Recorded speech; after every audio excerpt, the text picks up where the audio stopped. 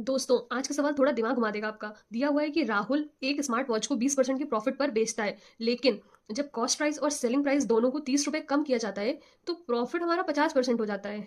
तो cost price क्या थी हमारी, ये पूछ रहा है। आइए इसे सेकंडों में कैसे सॉल्व करते हैं, देखते हैं। जैसे मान लेते हैं, हम लेट कर लेते हैं, हमारा सीपी जो है वो 100 है। ठीक है, 20% का प्रॉफिट हुआ तो कितना हो जाएगा हमारा, ये सीपी है। तो हमारा एसपी कितना हो जाएगा, 20% का प्रॉफिट होता है तो एसपी 120 हो जाएगा। मतलब 20% का प्रॉफिट हुआ। ठीक है। और अमाउंट में देखें तो 20 रुपए का प्रॉफिट हुआ।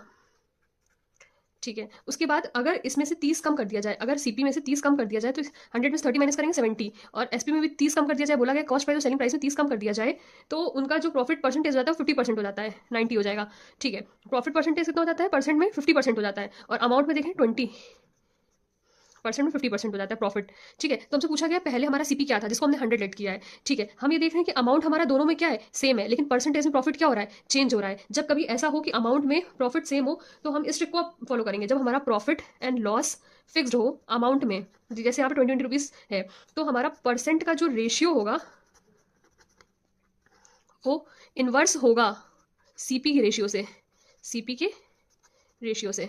ठीक है, सीपी के रेशियो से। और हमारा परसेंट का रेशियो क्या है, 20 और 50। अगर हम इसका रेशियो लेते हैं 20% और 50% का, तो इसका इन्वर्स हो जाएगा सीपी का रेशियो, 50/20 हो जाएगा। ठीक है, तो हम देखेंगे 5 और 2 में कितना डिफरेंस आ रहा है, 3 का। और क्वेश्चन क्वेश्चन में क्या बोला गया है, पहले और बाद की सीपी में 30 का डिफरेंस किया जाए। मतलब अभी क्या है, 3 का, मतलब 3 की वैल्यू कितनी क्वेश्चन दी, 30, 1 की 10। तो हमसे क्या पूछा गया है, हमारा सीप कॉस्ट प्राइस पहले क्या था, तो 5 था, तो 5 की वैल्यू कितनी हो जाएगी, 50। यही हमारा कॉस्ट प्राइस हो जाएगा, 50। Thank you for watching, please like and subscribe my channel.